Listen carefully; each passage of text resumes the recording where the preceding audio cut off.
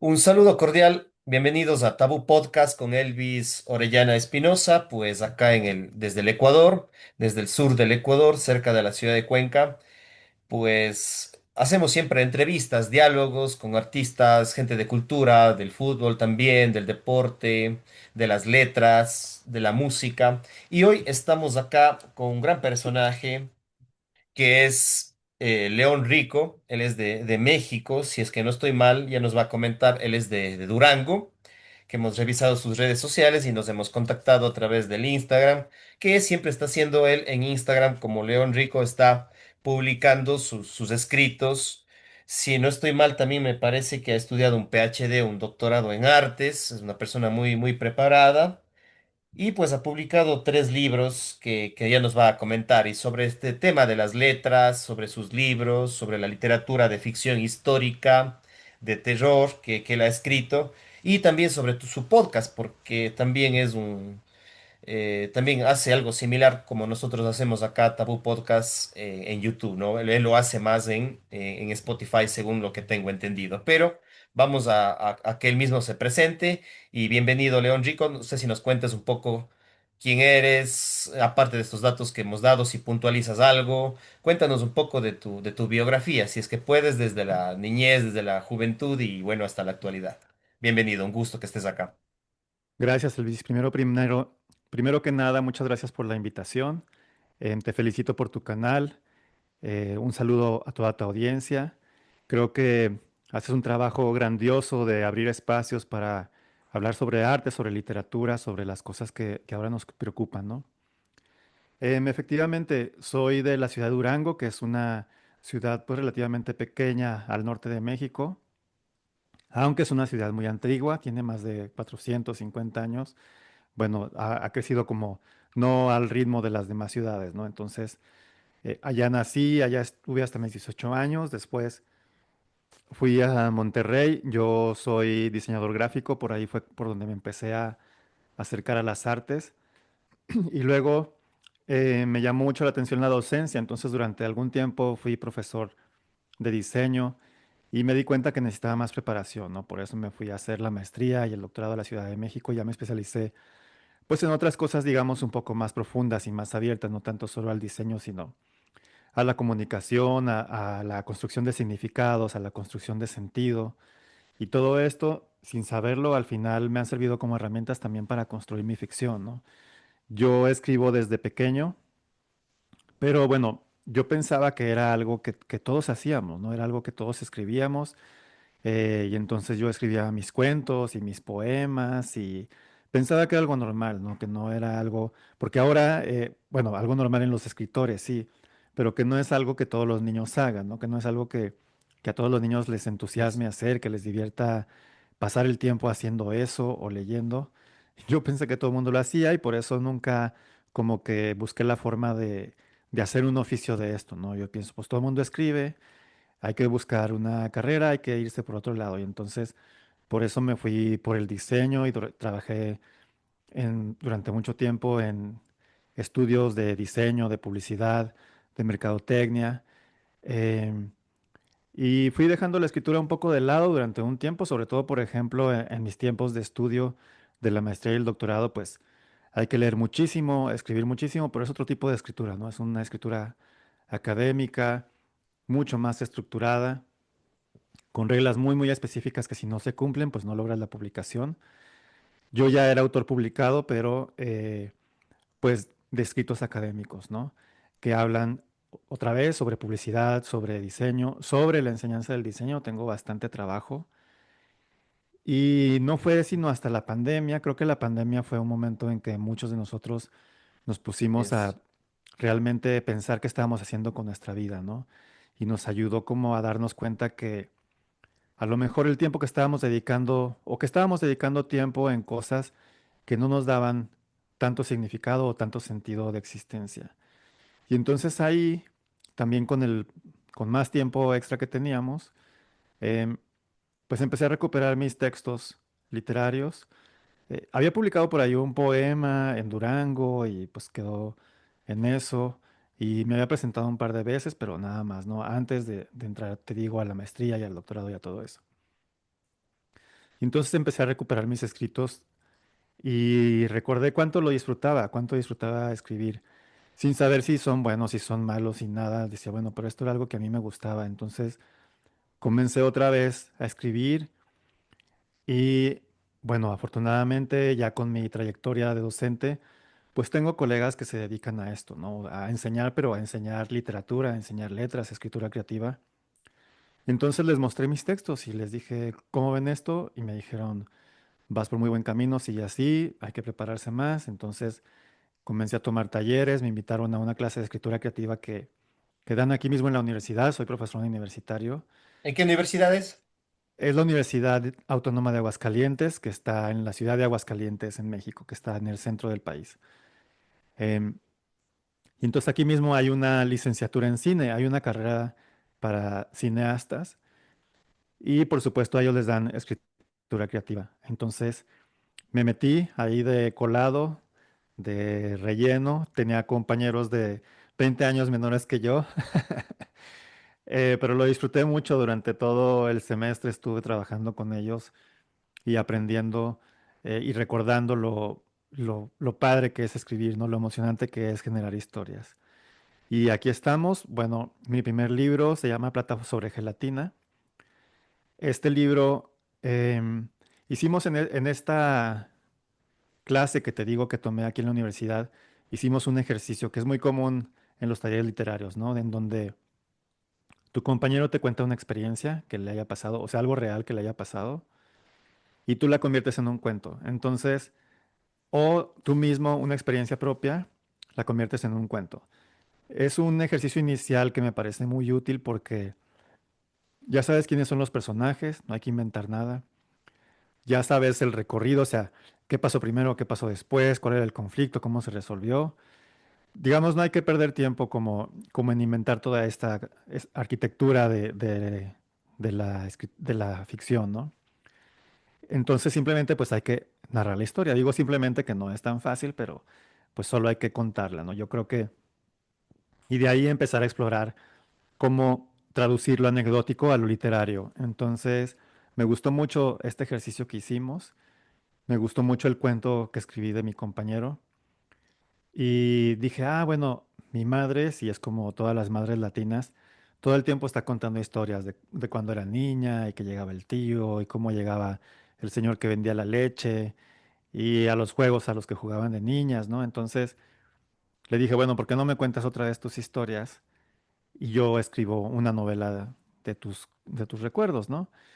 Y así fue, la grabé, me empezó a contar todas las historias que ya nos había contado, pero bueno, fue un reto porque pues ahí te das cuenta que a lo mejor tu madre ya no recuerda todo tan bien y entonces empieza a mezclar fechas y a mezclar anécdotas y a lo mejor se contradice. Entonces, bueno, tuve que filtrar, depurar y darle sentido a toda esa maraja de recuerdos que tenía. Y eso es plata sobre gelatina. Me gusta mucho plata Se sobre llama gelatina. Plata sobre gelatina, ¿sí, no? Sí, plata sobre ¿En qué gelatina año se que publicó este libro? 2023, en diciembre de 2023 lo publiqué y se lo regalé de Navidad. Ese era el primer libro. Es el primero que saqué, sí. Aunque el tercero, que ahorita vamos a él, es el primero que escribí en realidad. O sea, este sería como el segundo que escribí, ¿no? Pero este libro me gusta mucho, el de plata sobre gelatina, porque bueno, estaba ubicado en México, en Durango, entre los 40, 60, más o menos, que era la época en la que mi mamá era niña. Pero luego va más atrás porque hay un fantasma, hay un antepasado, que es quien narra la historia, ¿no? Es el tatarabuelo que vivió en una hacienda a finales de 1800, principios de 1900. Y hay un retrato, por eso se llama plata sobre gelatina, que es la técnica que anteriormente, bueno, quizás a ti ya a mí nos tocaron las fotos se imprimían, ¿no? Se revelaba primero el rollo y luego se imprimían y esa técnica en donde hay una emulsión, por eso se llama gelatina, con sales de plata, que es lo que es susceptible a la luz y queda impresa la imagen, ¿no? Entonces hay un retrato del tatarabuelo en la casa y el retrato está encantado, el retrato está embrujado, el abuelo está amarrado a ese retrato, ¿no? El fantasma. Entonces él anda viendo un poco con asombro cómo ha cambiado la vida, ¿no? Cómo la modernidad ha tumbado todas las tradiciones que él tenía 50 años antes, pero esa modernidad que él describe, pues es realmente el pasado de nosotros, ¿no? Y de eso se trata Plata sobre Gelatina, básicamente.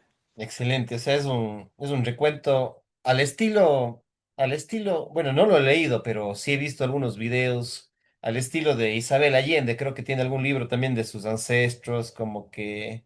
Sí, La Casa de los Espíritus, sí, un poco es en ese sí, sentido, está muy cerca como del realismo mágico, sí. entonces, eh, pues es como difícil detectar tus influencias, ¿no? Pero yo creo que sí se te queda algo de lo que lees y entonces, pues a lo mejor por ahí puede haber unos, unas pocas reminiscencias de Isabel Allende, de García Márquez, de Cortázar, o sea, creo que, creo que es inevitable, ¿no? Ajá. Claro, así es. Lo que pasa es que cuando uno escribe, por ejemplo, yo escribí así mismo temas más como una autobiografía. El primer libro, los primeros cuentos fueron como una autobiografía, pero cambiada. O sea, como tú dices, o sea, como cambiado nombres, cambiado personajes, tal vez ciertas, los espacios, los ambientes, las ciudades, lo mismo, pero cambiado con otros nombres, con otras cosas, ¿no? Y claro, uno escribe, bueno, yo empecé así, ¿no? Como que escribiendo una autobiografía novelada, ¿no? Fue uno de mis primeros cuentos, digamos así.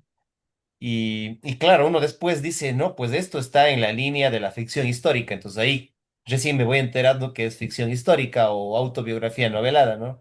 Entonces yo por eso le digo que este cuento que tú has escrito de tu familia, o sea, lo primero que se me vino es esta historia, que no lo he leído, o sea, te soy sincero, pero sí sé que existe la Casa de los Espíritus y más o menos en qué onda va, ¿no? Entonces, como que uno cuando escribe algo piensa que es algo personal, pero que está en el inconsciente social, en el inconsciente colectivo y se conecta con otras obras.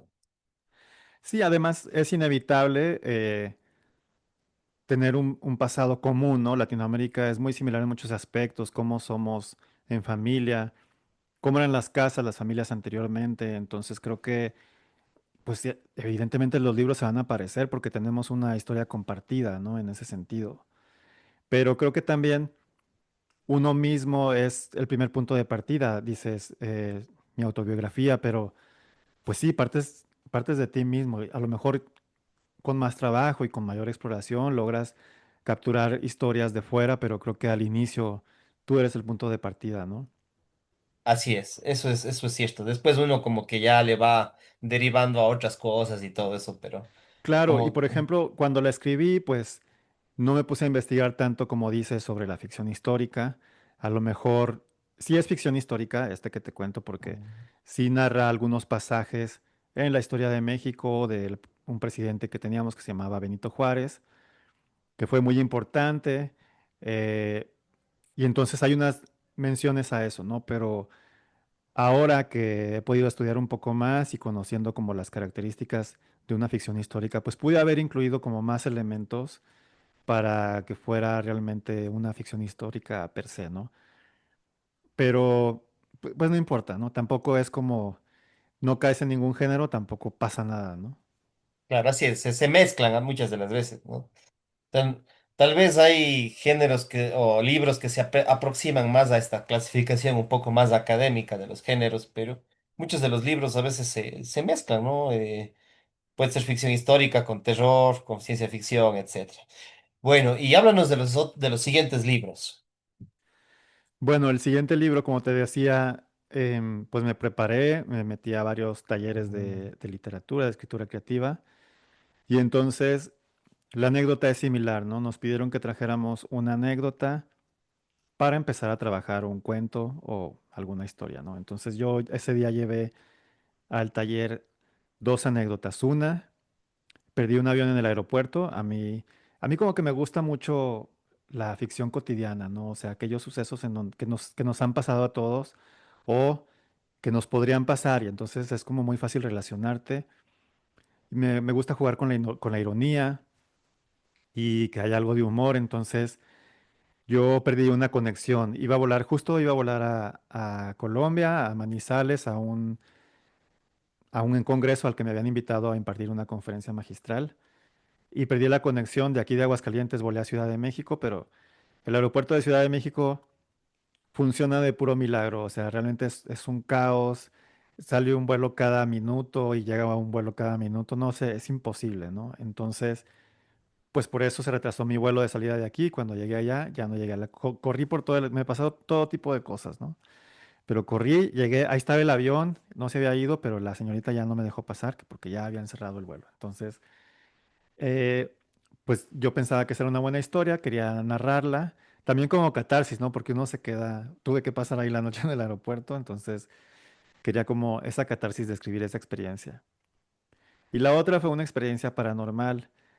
Tengo un amigo que le tiene una fascinación por las casas antiguas, entonces aquí en Aguascalientes renta una casa antigua, pero pues en México nos gustan mucho las historias de fantasmas, de espantos, de todo esto, ¿no? Entonces, Tiene una rica tradición en eso. Recién claro, pasamos el y Día de Muertos allá en México y acá sí, recién, el Día de sí, los Difuntos y Halloween, digamos, creo que es una época que marca a México el Día de los Muertos y claro, y aquí en Aguascalientes en particular hacen algo que se llama el Festival de Calaveras, y entonces inician las actividades una semana antes, desde un fin de semana antes. Y cuando digo actividades son conciertos, presentaciones de danza folclórica, exposiciones de arte, venta de productos, hay concurso de hacer pan de muerto, que bueno, es un pan muy rico, muy dulce, aunque el nombre está feo, pan de muerto, pero es un pan muy delicioso, azucarado. Y hacen un montón de perdón, actividades. entre paréntesis, acá se llaman guaguas de pan.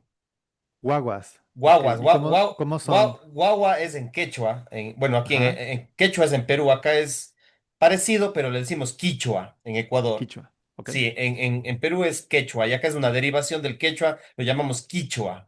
Y guagua quiere decir bebé, niño, infante, Ah, infantil, ya, ya. sí, entonces guagua. En nuestro lenguaje es muy común que se nos salga el término de guagua, trae a la guagua, por ejemplo. Entonces, es una guagua de pan el que ustedes, es parecido al que ustedes tienen. Entonces, son ¿Y aspectos, cómo es la guagua? digamos, es un pan hecho en forma, le hacen en forma, con una cabecita como una guagua, envuelta en, ¿cómo es?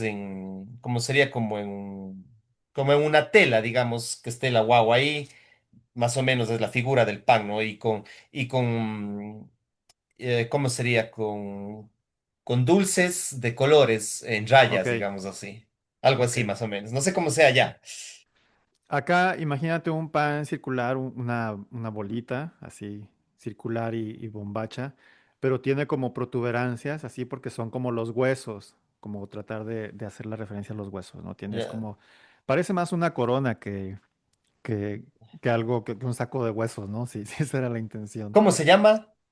Pan de muerto, Pan de muertos. Ya. ajá. Sí. Bueno, continúa Entonces, nomás bueno, lo que nos sí, estamos. acabamos de pasar esta celebración, como dices, pues aquí en Aguascalientes es una gran fiesta, gran fiesta. Pero bueno, sí, entonces está en esta casa, pues siempre están pasando cositas, ¿no? Que se cae un traste, que se mueven los focos, que se prendió una luz, cosas así que pues de pronto puedes buscar una explicación racional y no pasa nada o no hay como gran cosa, ¿no? Pero en una ocasión tenemos aquí un amigo holandés que ya lleva bastante tiempo viviendo en México, pero parece más mexicano que cualquiera de nosotros, o sea, defiende las tradiciones más que cualquiera de nosotros y todos esos estereotipos que piensas de un mexicano, haz de cuenta que es él, pero es holandés, mide casi 2 metros y es güero, ¿no? Y estábamos él y yo en esta casa, mi amigo que renta la casa salió un momento a arreglar un asunto, era en la noche, y estábamos platicando, estábamos tomando una cerveza por mientras, porque íbamos a ir a cenar. Y hay una puerta, como en estas casonas antiguas que son de doble hoja, hay una puerta que da al jardín. Y escuchamos que tocaron la puerta, pero fue un toque muy, muy tenue, ¿no? Así como casi imperceptible. Y mi amigo holandés estaba de espaldas a la puerta y me dijo, ¿tocaron a la puerta? ¿Escuchaste algo?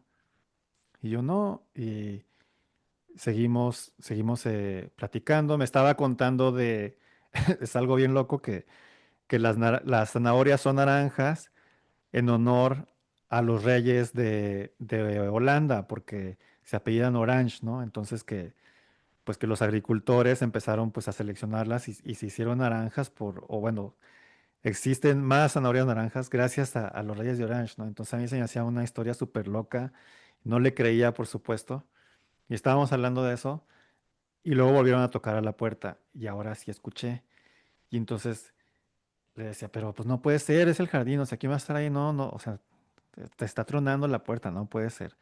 Ya seguimos hablando, y para la tercera vez, él dice que sí tocaron otra vez, yo no, ya no recuerdo que no, pero estaba cerrada con una de estas aldabas que son un ganchito así. Entonces, yo tenía la puerta de frente, yo vi claramente cómo se levantó el ganchito y se abrieron las puertas, ¿no? Entonces ya nos paramos, ahora sí, asustados, y en ese momento ya regresó mi amigo del mandado que tenía que tuvo que salir a hacer, y estábamos pues así todos impactados de lo que acaba de ocurrir. Entonces, llevé esta anécdota al taller de escritura creativa. Y mi maestra, que es súper, súper, súper fan del terror, dijo, no, esa, escribe esa, pero a mí la verdad me daba temor entrarle al género de terror. Yo creo que es un género al que, bueno, desde mi punto de vista, al que hay que tenerle mucho respeto porque exageras un poquito y pierdes la credibilidad y de pronto no, o sea, descuidas un poquito la atención y se cae el interés, ¿no? Y no pasa nada. Entonces, obviamente me tuve que poner a leer textos de terror. Ahí conocí a Lovecraft, yo no lo conocía. De ¿En Stephen qué año, King, pues en qué año fue esto? esto fue el año pasado, en 2024. Ah, recién, estabas con Ajá, Lovecraft, sí, con Stephen estábamos King. entonces ¿Qué más leíste? Lovecraft, Stephen King, y descubrí dos autoras mexicanas que me parecieron fascinantes, ¿no? Que es Guadalupe Dueñas, de la primera mitad del siglo XX, pero, o sea, me pareció impactante la capacidad que tiene para utilizar el lenguaje de una forma, se me hizo impresionante, la verdad, sobre todo siendo mujer, o sea, porque las mujeres pues no tenían acceso a educación como ahora, eh, y teniendo esa capacidad, ¿no? Y entonces pudiendo haber escrito, y luego imagínate una mujer, o sea, en la primera mitad del siglo XX, que escribe terror, eso pues era una cosa rarísima, ¿no? Entonces me encantó su forma de escribir, y Amparo Dávila también, las leía ellas dos. También leí a Carlos Fuentes, tiene un cuento muy chiquitito que se llama Aura. Bueno, es una novela, pero muy Mm. pequeñita, ¿no? Y ya no recuerdo qué más, pero pues me leía todo lo que, creo que es Adam Neville, creo, el apartamento, no me acuerdo el número, 29 o algo así. Y todo lo que se me ponía enfrente de terror, pues lo leía, pero sobre todo, gracias a mis estudios de posgrado, pues que me enfoqué en semiótica, pues estaba tratando de descubrir el código, ¿no? El código del terror. Y encontré cosas muy interesantes. Aprendí mucho, la verdad. El escribir terror me hizo, pienso yo, convertirme en un mejor escritor, sin duda. Porque creo que hay algo de lo que no se habla mucho en los talleres de escritura y es del ritmo. El ritmo es muy importante en el terror y yo creo que en cualquier obra literaria, pero el ritmo hay que ir dosificando la información para tener al lector atento, subir la atención un momento y luego bajarle. Tiene que haber un ritmo, ¿no? No puede ir increciendo todo el tiempo, todo el tiempo, todo el tiempo, ni puedes estar todo el tiempo abajo. Entonces hay que ir de pronto sin que se dé cuenta que ya está envuelto en tu historia y que no quiera seguir leyendo, no quiera salir de ella, ¿no? Y que la vaya leyendo con intriga y yo no sé si, yo no estaba seguro de poder lograr atemorizar al lector, pero dije, sí puedo inquietarlo, ¿no? Y entonces está escrito con esa intención, o sea, que te sientas inquieto. Y creo que se Es, logra. He escuchado muy buenos comentarios de este libro. Se llama La astilla en el ojo. eso te iba a decir, que se llama ¿cómo se llamaba? La astilla en el ojo, ¿no? Este es del La astilla en el ojo. 2000, 24. publicado en 2024. ¿Es autopublicado o está en alguna editorial? México. Sí, el primero lo autopubliqué. Bueno, es una editorial de autopublicación que se llama Pie Rojo. Plata sobre Gelatina está ahí, pero lo pueden encontrar en Amazon. Y el segundo sí es completamente autopublicado. Está también en Amazon el ebook, el libro en físico. Y, o sea, digo 2024, pero en realidad, pues como lo escribí, empezamos el taller en 2024 en enero, lo publiqué en noviembre, ¿no? O sea, para el Día de Muertos justo lo quería tener listo y entonces lo saqué por estas fechas el año pasado. Entonces, en realidad, pues es casi 2025, ¿no? Es nomás un mes de 2024 que estuvo ahí. Y apenas está como despertando cierto interés. Hay varios clubes de lectura por ahí que ya me contactaron, que lo están leyendo. Lo puse gratuito una semana y se descargó como 50 veces. Entonces, ahí va poco a poquito. He leído como aparte de esto, ¿no? O sea, los fans del terror son muy fans, ¿no? O sea, son así, lo consumen y han leído como cosas súper oscuras y cosas, Cuasi sí, religiosos más o menos. muy, sí, casi, casi, es un Te co- fanatismo así, sí, es te un comento, culto, ¿no? exacto, porque te comento que me interesa México. Bueno, de México he entrevistado a una chica que vive, creo que en Israel, es de raíces judías, entonces, pero es mexicana, creció en México y de ahí se fue a Israel. Pero hay una entrevista que te invito, no sé si lo vistes o si lo puedes ver, y a los amigos que nos están viendo y escuchando, es con Jandra Brito. Jandra Brito es de México y ella Sí, que, es de vampiros. Ella es especialista en ajá. vampiros y de terror gótico, o sea, tanto la europea como la mexicana. Y ahí nos menciona muchos escritores, como tú decías, Guadalupe Dueñas, Amparo Dávila. Bueno, me dio un sinnúmero de cuentos. Ella es especialista, o sea, ella su enfoque, su lectura. Ha leído mucho lo que es vampiros, o sea, ni siquiera solo terror macro, sino más enfocado en terror, pero específicamente el tema de vampiros. Sí, sí, sí, dentro, aparte de eso, dentro del terror hay subgéneros así infinitos, ¿no? Y especialistas. Y me da gusto que menciones a Yandra porque, bueno, está como Mina Murray, ¿no? En Instagram. Como Mina Murray en Y Instagram, entonces exactamente. justo yo estaba cuando terminamos el taller de escritura, yo estaba muy inseguro de sacar la novela porque dije, bueno, buen ejercicio, pues ya que ahí quede. Pero mis compañeros decían, no, no, está muy buena, saca la novela. Yo, no sé, entonces dije, bueno. Se la voy a dar a dos expertos en terror, a que la lean y que me den retroalimentación. Y justo contacté a Yandra Brito. Ah, sí le Y- conoces sí, entonces. entonces le dije, oye, puedes ser mi lectora beta, me puedes leer, a ver qué me falta. Es la primera novela de terror que escribo. Con gusto. Y entonces la leyó completita y me regresó sus observaciones. Y, y pues esa es la versión final, ¿no? Otra persona está por ahí también, Jennifer McNamara, que está en Instagram como Gignifer. Y a ella también le di el texto y también me regresó sus observaciones, ¿no? Y muy puntuales y muy buenas. Y esta es una recomendación que yo hago a todos los escritores. Yo sé que da miedo, ¿no? No nos gusta que nos critiquen el trabajo, pero, hey, aquí hay un experto que ha leído 800 veces más que tú del género.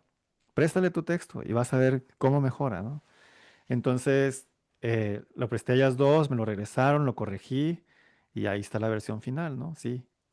Excelente, chévere. Sí, sí, les recomiendo que vean a Mina Murray, que está en Instagram, es Yandra Brito, está en Tabú Podcast, la entrevista con ella, ¿no? Ahora algunas partes de nuestras entrevistas también lo colocamos en TikTok. Bueno, ese es el género de terror. También ya nos hablaste de ficción histórica y también tienes otro que se llama Naufragio en año bisiesto. Cuéntanos, porque ya mismo se nos va el tiempo, entonces cuéntanos brevemente sobre este libro. Sí, este libro, te decía, este es el primero que escribí. Este de pronto, se lo empecé hace muchísimo tiempo, no tengo ni idea cuándo, yo creo que en 2010, algo así. Y era un poemario en realidad. Em, yo pensaba que era poeta antes, ¿no? Y iba a los talleres, estuve confundido durante mucho tiempo. Iba a un taller de poesía y me decía, no, es que tus poemas están muy narrativos, tú más bien eres escritor de narrativa. Y luego iba a un taller de narrativa y me decían, es que esto parece poema, o sea, es una narrativa. Entonces yo no entendía como ninguna de la diferencia, ¿no? Entonces, bueno, era un poemario y luego de repente me di cuenta que era muy repetitivo, o sea, que se repetían las mismas metáforas, los mismos conceptos. Y dije, bueno, ¿y si fuera una novela epistolar, qué tal si fueran cartas y a través de las cartas se va contando, o sea, que un personaje, la historia es hay un rompimiento, como los que existen todos los días, entre una pareja, y entonces uno de ellos se queda un poco con muchas cosas que decir y le está escribiendo cartas todo el tiempo a la otra persona, ¿no? Entonces, esa era la novela epistolar y así fue, así la trabajé durante otros 5 años y ahí quedó. Y ahora que regresé a las clases de escritura creativa y a todo esto, este fue una de las cosas que les presté a mis maestros. Y me dijeron, está bien, pero falta la contraparte de qué pasó con ella, ¿no? Él es el que escribe las cartas. Y entonces, ¿qué pasó con ella? O sea, nomás tenemos una versión de la historia, entonces cuenta la otra. Entonces, es una combinación. Están las cartas que él escribe a ella, dolido porque la extraña y cuenta como su vivencia. Y está escrito en tercera persona, pues la historia de cómo se conocieron y qué fue lo que pasaron, ¿no? Entonces va combinado cada capítulo con una carta. Obviamente la carta inicia tiempo después cuando ya tronaron y la narración empieza pues cuando están juntos, ¿no? Entonces se llama Naufragio en año bisiesto porque, bueno, el personaje dice que romper con alguien es como un naufragio, ¿no? O sea, se hunde el barco y cada quien corre por su vida y nada a la orilla que tiene más cerca y hace lo que puede, ¿no? Este, te digo, lo escribí hace mucho tiempo y lo estaba mandando a editoriales a ver si alguna editorial se interesaba. Lo intenté pues un año completo, yo creo. No hubo respuesta. Es como muy difícil abrirse camino cuando eres una voz nueva. Em, y entonces empecé a buscar editoriales independientes y esta editorial La Tinta del Silencio se interesó y me gustó porque es una editorial independiente y saca cosas muy experimentales y creo que la estructura de la novela pues se prestaba como para cómo trabajan en esta editorial, ¿no? Me parece que hacen un gran trabajo, participan en un montón de ferias del libro, llevan sus libros a universidades, tienen micronovela y tienen novelas un poco más grandes. Creo que la mía es la más larga que han publicado. Ellos también están como apostando por mi trabajo. Es una coedición en realidad, pero con posibilidades de ya hacer edición de ellos, ¿no? Si se agota esta primer tirada de 300 ejemplares, pues bueno, entonces ya pasaríamos a otra modalidad. Em, y acaba de salir, o sea, acabo de estar hace 15 días en Ciudad de México, apenas en la Feria del Libro del Zócalo de la Ciudad de México, en la primera firma de libros, ¿no? Entonces, esta sí está recién estrenada. Es una novela, yo diría, contemporánea, como intimista, o sea, nos enteramos realmente de lo que los personajes están sintiendo en cada momento cuando se conocen, cuando se enojan, cuando rompen. La historia es rompen, ¿no? Y entonces él está, escribe y escribe y escribe y escribe. Y luego ella se vuelve una bailarina de danza contemporánea internacional. Y en ese inter decide regresar con él. Pero pues él tiene una noción idealizada de lo que era ella y cuando la tiene otra vez ahí, se da cuenta que no es la misma persona la que él recuerda.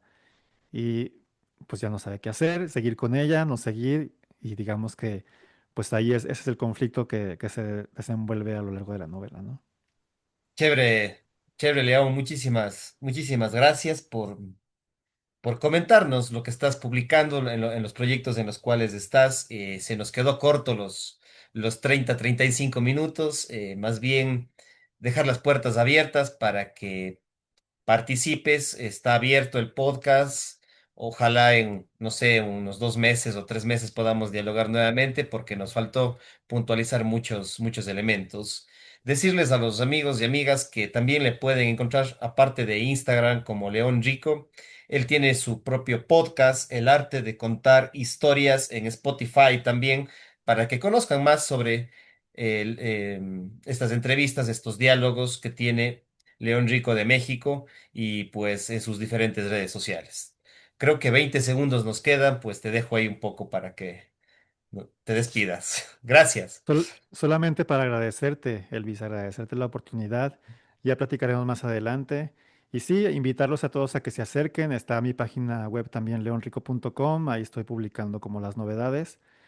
Y síganme, a mí me gusta cuando me siguen, me gusta regresar el follow, así que estamos platicando. Excelente. Un gusto. Estamos en contacto. Chao, chao. Gracias. Nos vemos. Chao.